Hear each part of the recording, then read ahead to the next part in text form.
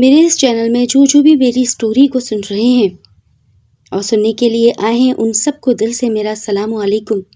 میں اپنے چینل میں ان تمام لسنرز کو خوش آمدید کہتی ہوں جو میری سٹوری سنتے ہیں۔ آئیے آج ایک اور کہانی کی جانب بڑھتے ہیں، ایک ایسی پراسرار کہانی جو یقیناً آپ کو کچھ سوچنے پر مجبور لازمی کر دے گی۔ ہماری کالج کا ٹرپ تھا اور ہمیں ویلی جانا تھا۔ جنوری کا اینڈ چل رہا تھا۔ ہمارا ٹرپ 3 دن کا تھا اور ہم لوگ بہت زیادہ خوش تھے، ہمارے تمام دوست، اور یہی نہیں، میری محبوبہ بھی، جس کا نام خجستہ تھا، خجستہ خان۔ خجستہ خان کو میں دل میں بے پناہ چاہتا تھا اور اسے کسی صورت بھی حاصل کرنے کے لیے کچھ بھی کر سکتا تھا، لیکن افسوس کی بات یہ کہ خجستہ کو صرف میں ہی پسند کرتا تھا، جبکہ خجستہ تو شمروز کے پیچھے پاگل تھی۔ دونوں ایک دوسرے کو بہت زیادہ پسند کرتے تھے۔ یہ ہمارا یونیورسٹی کا فائنل ایئر چل رہا تھا۔ میں من ہی من خجستہ کو حاصل کرنے کی پلاننگ کرتا رہتا تھا۔ عنقریب ہم اپنی راہیں جدا کر لیتے، اسی لیے ہمارا یہ فائنل سیلیبریشن ہونے جا رہا تھا، جو کہ ناران ویلی میں تھا۔ بس آج کھچا کھچ بھری ہوئی تھی، لڑکے لڑکیاں سب کمبائنڈ تھے۔ خجستہ اور شمروز دونوں ساتھ بیٹھے ہوئے تھے اور میری مارے جلن کے کوئی حال نہ تھا۔ میرا بس چلتا تو میں شمروز کے 2 ٹکڑے کر دوں اور کسی کو پتہ بھی نہ چلے۔ آخر خجستہ شمروز میں دیکھتی کیا ہے؟ میرے پاس سب کچھ ہے، دولت، جائیداد، اور میں شمروز سے کئی گنا اچھا دکھتا ہوں۔ شمروز ایک انتہائی غریب اور پسماندہ گھرانے سے تعلق رکھتا ہے، جبکہ خجستہ بہت اچھے بیک گراؤنڈ سے تعلق رکھتی تھی۔ نہ جانے اسے شمروز میں کیا دکھتا تھا۔ میں اور میرے دوست اکثر یہی ڈسکس کرتے تھے، اور میں اپنے دوست سے اکثر یہی کہا کرتا کہ میں خجستہ کو کبھی بھی اغوا کر لوں گا، بھلے پھر کچھ بھی ہو، اور اسے منا کر ہی چھوڑوں گا۔ سوچو ہی سوچو میں بس کب ناران ویلی پہنچ گئی کچھ اندازہ ہی نہ ہوا تھا۔ ہماری ہوٹل پہلے ہی بک ہو چکی تھی اور بہتے جھرنے کے ساتھ ہی تھی۔ ہم سب دوست بس سے چھلانگ لگاتے ہوئے، ادھر ادھر چیختے چلاتے ہوئے خوب انجوائے کر رہے تھے، لیکن میری ایک آنکھ مسلسل خجستہ کے اوپر تھی۔ شمروز اور خجستہ ہاتھوں میں ہاتھ ڈالے ایک سائڈ کارنر پر جا بیٹھے تھے۔ وہ اپنے پیروں کو ٹھنڈے پانی سے بہتے ہوئے جھرنے سے بھگو رہے تھے، بہت زیادہ مسکرا رہے تھے۔ ہمارے ٹیچر نے بولا، اسٹوڈنٹس، یہ تم لوگوں کی زندگی کا بہت سنہرا ٹائم گزرے گا، اس کے ہر پل کو رنگین بنانا، اور پھر جب تم لوگ سب کہیں نہ کہیں سیٹلڈ ہو جاؤ گے کسی نہ کسی شعبے کے ساتھ، اور جب ملا کرو تو یہ لمحے یاد کیا کرنا۔ کوئی سیلفی لے رہا تھا تو کوئی ٹک ٹاک پر ریل بنانے کے لیے کوشش کر رہا تھا، ہر کوئی اپنے اپنے موبائل کے ساتھ مصروف ہو گیا، اور میں دور بیٹھا ہوا خجستہ کی ہی ویڈیو بناتا رہا تھا۔ آج رات جیسے تیسے گزری، میں نے وہ رات کانٹوں پر گزاری، مجھ سے برداشت ہی نہ ہو رہا تھا۔ میں اندر ہی اندر شمروز سے نفرت کرنے لگا تھا، اور میرا بس چلتا تو اس کو یہی ناران ویلی میں کہیں نہ کہیں گاڑ دیتا، لیکن کیا کروں؟ اچھے خاصے اسٹوڈنٹس کا گروپ آیا ہے، اور اگر کوئی آگے پیچھے ہو گیا تو پھر شک، خیر مجھ پر تو کسی کا شک ہی نہیں جائے گا، لیکن بری بات ہے، میں اندر سے 1 منٹ کے لیے کانپ گیا تھا۔ پھر کچھ اور کرنا پڑے گا۔ میں یہ ساری باتیں یاور سے ڈسکس کر رہا تھا۔ یاور بولا، یار ایسا کرتے ہیں، جادو کراتے ہیں۔ میں ایک دم اٹھ بیٹھا، جادو؟ ہاں، عامل بابا، آج کل سنا ہے عاشق قدموں میں، لڑکی گھر سے بھاگ گئی، فلانی بات، رشتے توڑوانے والی آنٹیاں، یہ سب کچھ کہاں ہوتا ہے؟ جادوگری میں تو ہوتا ہے۔ کیوں نہ ہم تمہاری خجستہ کے اوپر کوئی جادو کروائیں، اور کوئی ایسا عامل یا جادوگر ڈھونڈے جو خجستہ کے دماغ میں شمروز کے لیے نفرت اور تمہارے لیے محبت بھر دے۔ ارے ایسا ممکن ہے؟ بالکل ممکن ہے، تم کوشش تو کرو. کیا تمہاری نظر میں کوئی ایسا عامل بابا ہے؟ ہاں، میں ایک ایسے نوری عامل بابا کو جانتا ہوں، اور وہ میرے ہی محلے میں رہتا ہے. آئے دن جمعرات کو اس کا آستانہ کھلتا ہے، اور دیکھو ہمارے عورتوں اور مردوں کی بھرمار ہوئی رہتی ہے. اور مجھے امید ہے، جیسے میں سنتا ہوں وہاں کام ہوتے ہیں، تو تمہاری بھی یہ محبوبہ تمہارے قدموں میں ایک دن ضرور ہوگی اور شمروز کو پڑے گی لات. میں مارے خوشی کے اس کا ماتھا چومنے لگے. ارے ارے کیا کر رہے ہو؟ کیا تمہیں مجھ میں خجستہ نظر آنے لگی ہے؟ کیسی بہکی باتیں کر رہے ہو؟ میں اس مقصد سے تو تمہارے پاس نہیں آیا، میں تو خوشی خوشی تمہارا ماتھا چوم رہا تھا. ٹھیک ہے چلو سوتے ہیں. ارے یار یہ 2 دن کیسے گزاروں گا میں ادھر؟ گزارنا تو پڑیں گے، اس کے بعد ہی کچھ ہوگا. اور ویسے بھی اب جمعرات میں کافی دن ہیں، ابھی تو جمعہ لگا ہے، اور ہمیں جمعرات تک کے لیے تو انتظار کرنا پڑے گا، جب تک تم بھی انجوائے کرو اور ہم بھی. ہاں لیکن کیا؟ ہمیں خجستہ کا کوئی سامان چاہیے ہوگا خاص، اور وہ ہم ایسے ہی چرا سکتے ہیں. ہاں بات تو تم ٹھیک کہتے ہو. یاور کی ایک بہت اچھی دوست تھی جس کا نام انایا تھا، اور انایا خجستہ کی بہت اچھی دوست تھی. میں تمہارا یہ کام بہت آسان کر سکتا ہوں. یاور ایک دم خوشی کے مارے بولا. کیسے؟ بتاؤ مجھے تو کچھ بتاؤ، کیا سوچا ہے تم نے؟ میں نے سوچا ہے میں انایا سے رابطہ کروں گا اور انایا سے بولوں گا کہ مجھے خجستہ کی کوئی پیاری سی چیز دے دے، جبکہ انایا مجھ سے پوچھے گی کہ کیوں، لیکن وہ میں بات گھما دوں گا. بھلے کچھ بھی سے مراد مطلب اس کے ہاتھ کی ٹچ کی ہوئی چیز، بھلے کوئی لپسٹک ہو، کوئی میک اپ کی چیز، کوئی کنگھا. اس سے زیادہ بڑھ کے تو ہم کچھ نہیں چرا سکتے، اور نہ لڑکیوں کے پرس میں ہوتا ہے. موبائل ہمارے کسی کام کا نہیں. ہاں یہ بات تو تم ٹھیک کہہ رہے ہو. صبح ہوتے ہی یاور نے انایا سے ملاقات کر لی تھی. دونوں ساتھ بیٹھے ہوئے مزے سے گرم گرم چائے انجوائے کر رہے تھے. اچانک یاور بولا، انایا میرا ایک دل چاہ رہا ہے. ہاں بولو، کیا بات ہے؟ ویسے بھی ہم بہت اچھے دوست ہیں، مجھ سے ہر بات شیئر کر لیا کرو، اور بات شیئر کرنے میں کوئی مزاحمت بھی نہیں. تم اور میں بھلے کوئی دو تھوڑی ہیں، ہمارا بچپن بھی ساتھ گزرا ہے. After all we are cousins. ہاں یہ تو میں ایسے ہی پوچھ رہا ہوں. میرا دل چاہتا ہے کہ میں ایک بیٹ لگاؤں. بیٹ؟ کیسی بیٹ؟ وہ سامنے ایک چوٹی نظر آ رہی ہے تمہیں جھرنے کے پیچھے؟ ہاں نظر آ رہی ہے. کیا تم وہاں جا سکتی ہو؟ ہاں بالکل جا سکتی ہوں. دیکھو اس کے 2 سرے ہیں، سیدھی جانب سے میں اور الٹے جانب سے تم. ہم دونوں میں جو بھی پہلے پہنچا اسے ایک ایک شرط اپنی منوانی پڑے گی. اب بھلے کچھ بھی ہو وہ کام کرنا پڑے گا. یاور بہت چالاک تھا، وہ جانتا تھا انایا تھوڑی سست طبیعت کے مالک ہے اور وہ یہ شرط ہار جائے گی. ہاں کیوں نہیں، چلو. ایک دم سے انایا کھڑی ہوئی اور کہنے لگی، پیارے ڈیئر دوستوں، مجھ میں اور یاور میں ایک شرط لگی ہے. ڈوبی یہاں پر پہنچے گا، پھر وہ اپنی شرط منوائے گا، اور جو جیت گیا وہ رات کا ڈنر تم سب کو اپنے پاس سے کروائے گا. ارے کیا کہہ رہی ہو؟ میں نے تو ایسا کچھ نہیں بولا. مجھے پتا ہے تم ہارنے والے ہو، اور پھر تم ہم سب کو کھلانے والے ہو. اچھا چلو ٹھیک ہے.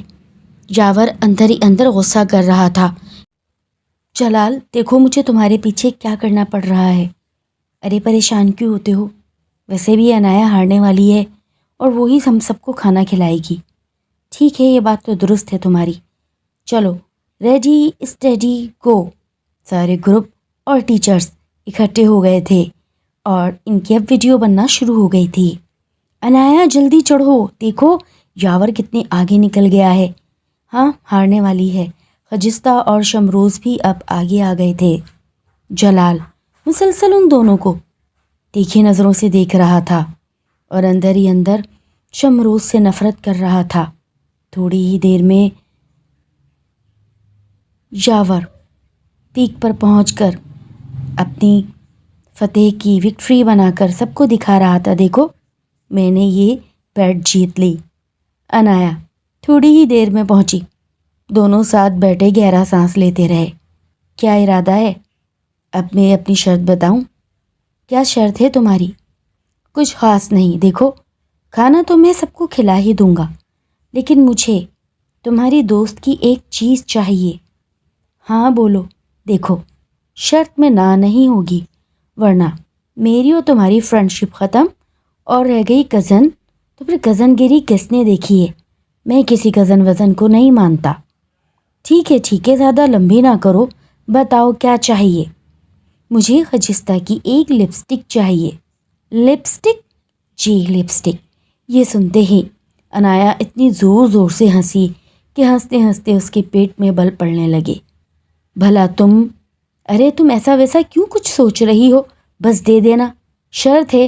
اب میں تم سے کوئی ڈیرنگ، ہاں میں سمجھ رہی ہوں کہ تم ایسا کام کروانا چاہ رہے ہو کہ میں چور بن کر سب میں مشہور ہو جاؤں۔ جی نہیں، تمہیں یہ ڈیر کرنا تو پڑے گا، بائے ہوک اور بائے کھڑو۔ ٹھیک ہے، مجھے منظور ہے، اور کھانا تمہاری ہی طرف سے ہوگا۔ اب دونوں اکٹھے ہاتھ پکڑے ساتھ اتر رہے تھے، اور یاور نے جلال خان کی طرف آنکھ مار کر اشارہ کر دیا تھا کہ یہ راضی ہو گئی ہے۔ جلال خان مارے خوشی کے اچھلنے لگا۔ کھانا کھانے کے بعد جلال خان تھوڑی سی اکیلے چہل قدمی کرنے آگے ہی نکل گیا۔ ساتھ جھرنے کے بہتے بہتے وہ کافی اندر آ گیا تھا۔ ان کا گروپ بہت پیچھے رہ گیا تھا۔ شام ڈھلنے والی تھی۔ اچانک اسے ایک جگہ کیمپ نظر آیا۔ جلال خان بہت حیران ہوا کہ اتنی تیز کڑکتی سردی میں یہاں کون مزے لے رہا ہے؟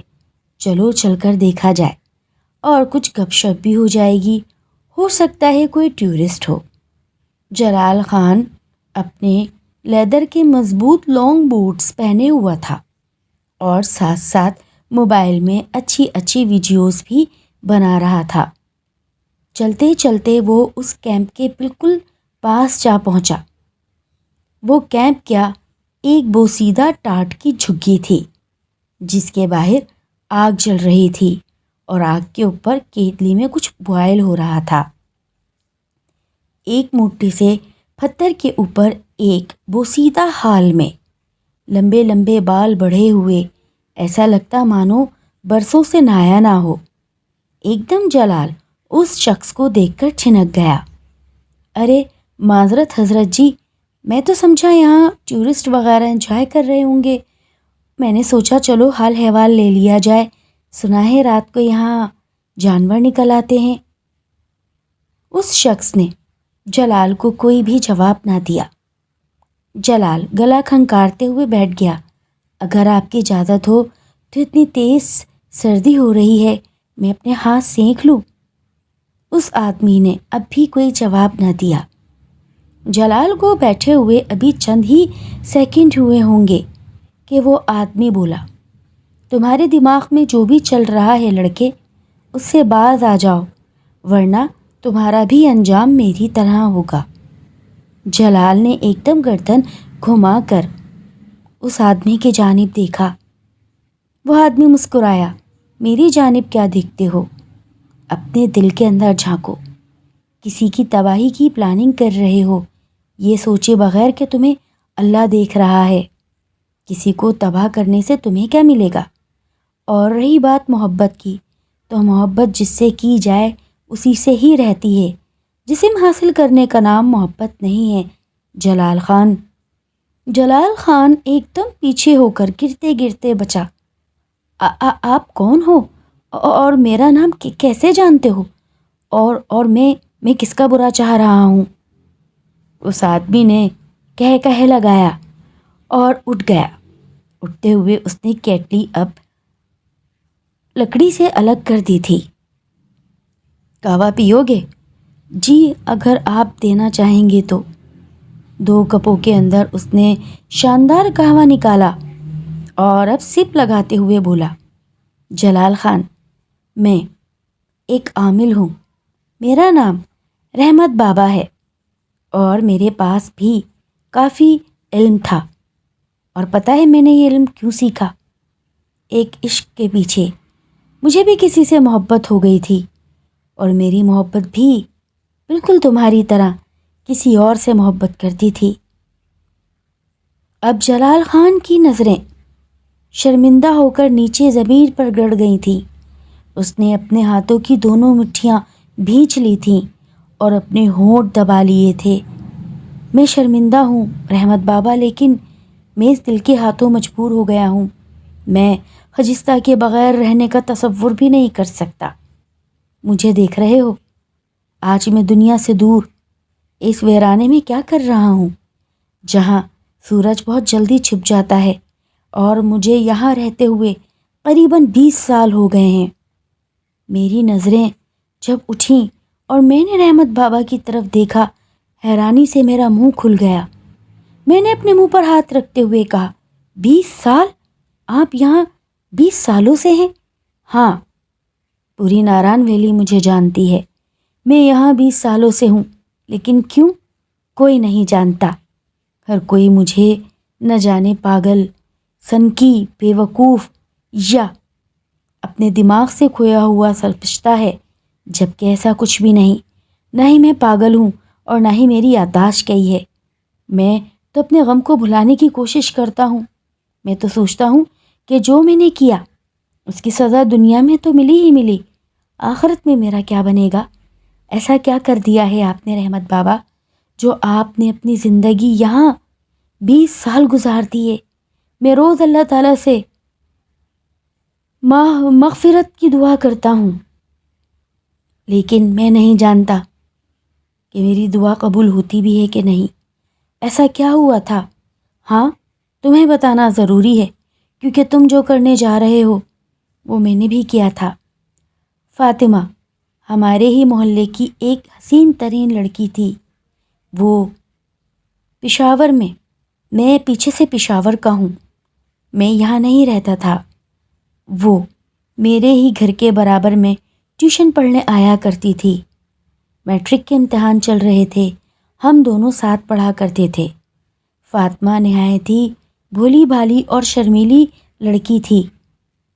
ہمارا ماحول بہت زیادہ آزاد تھا، جبکہ فاطمہ کا گھر کا ماحول بہت مذہبی تھا۔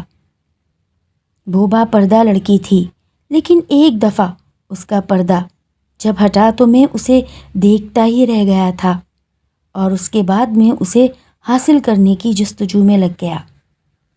فاطمہ، جس کی منگنی میٹرک ہوتے کے ساتھ ہی جان علی سے ہو گئی تھی، مجھ سے برداشت نہ ہوتا تھا۔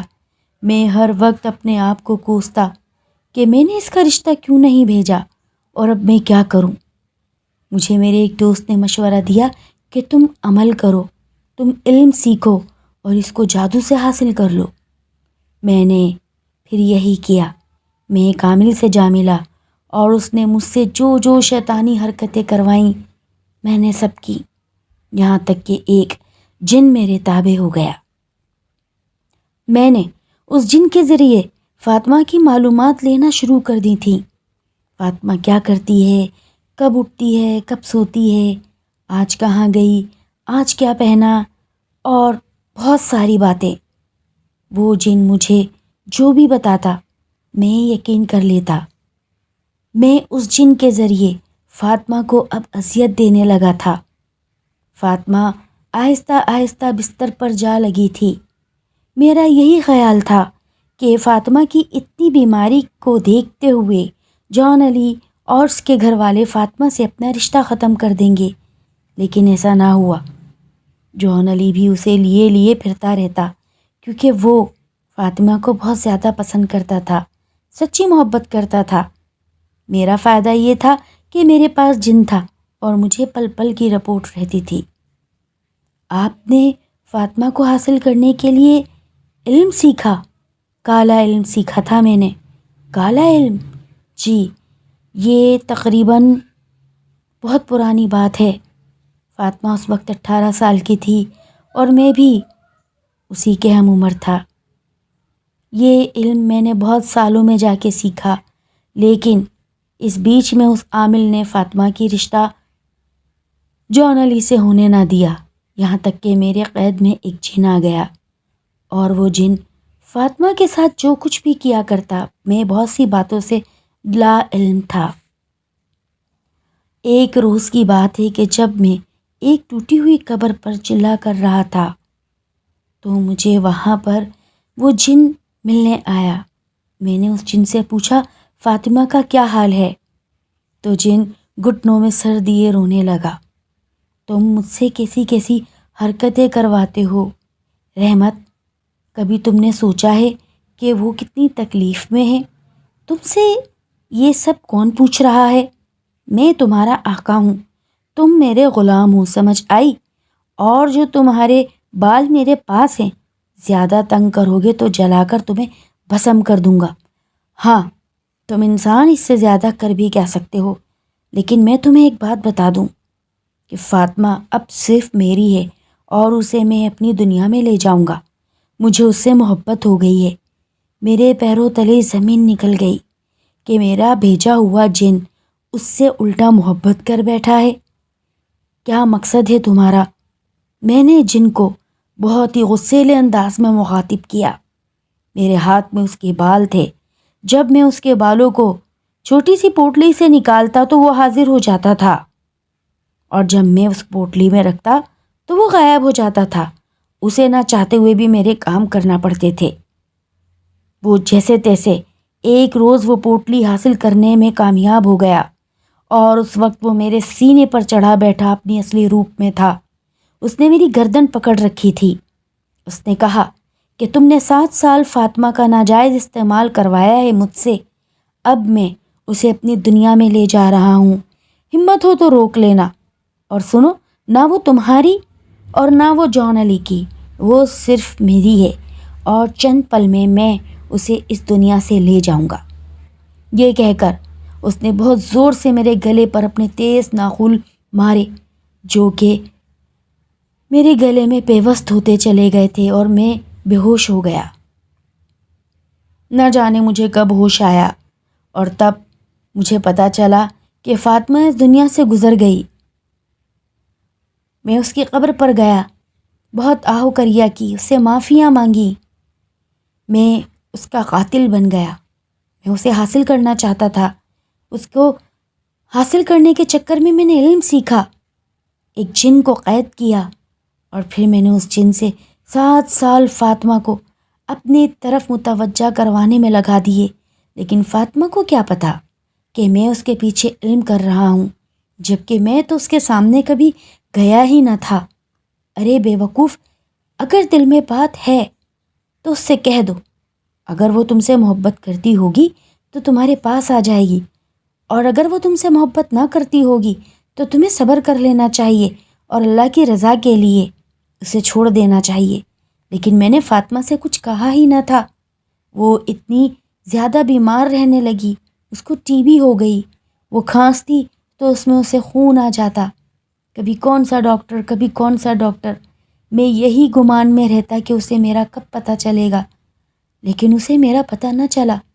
وہ جن اسے لے اڑا جو میری قید میں تھا، اور یہ میں اسی کی یاد میں 20 سال آج گزار دیے ہیں، اور دیکھ لو میں کہاں ہوں، آج میرا کیا حشر ہے۔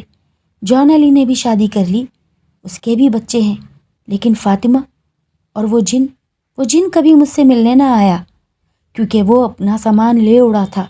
اس نے فاطمہ کے ساتھ کیا کیا۔ آج فاطمہ کہاں ہے اور میں کہاں ہوں۔ محبت ہمیشہ حاصل کرنے کا نام نہیں۔ اگر تم دیکھو کہ وہ خوش ہے اپنے اس شخص کے ساتھ جسے وہ چاہتی ہے، تو تم بھی خوش رہنا سیکھ جاؤ۔ میری آنکھوں سے آنسو گر رہے تھے، اور میں مسلسل رحمت بابا کو دیکھ رہا تھا۔ میرے منہ میں الفاظ نہیں تھے کہ میں کیا کہوں۔ نہ چاہتے ہوئے بھی میں نے اپنے دل کو مضبوطی سے پکڑ رکھا تھا، کیونکہ وہ جو بھی کہہ رہا تھا میں نے بہت کم یہاں بیان کیا، حقیقت اس سے بھی زیادہ دل برداشتہ تھی۔ میں اٹھا اور اپنے دل میں عزم کیا کہ نہیں، میں خجستہ کو چاہتا ہوں، اس کے ساتھ برا نہیں ہونے دے سکتا، اور حقیقت میں اگر میں اس پر عمل کرواؤں گا بھی تو اسے کیا پتا کہ میں اسے چاہتا ہوں، اور ایسا نہ ہو کہ وہ بھی اس دنیا سے رخصت ہو جائے۔ نہیں، میں اسے مرنے نہیں دے سکتا، وہ بھی اپنی وجہ سے۔ میں تو اسے بہت چاہتا ہوں۔ اور رہی بات شمروز کی، تو خجستہ شمروز کو ہی مبارک ہو، میں تو اسے دیکھ کر ہی خوش ہو جاؤں گا۔ میں نے رحمت بابا کا دیا ہوا قہوہ بہت شوق سے پی تو لیا، لیکن بعد میں جب میں واپسی کے لیے جانے لگا تو میرے قدم آج میرا ساتھ نہیں دے رہے تھے۔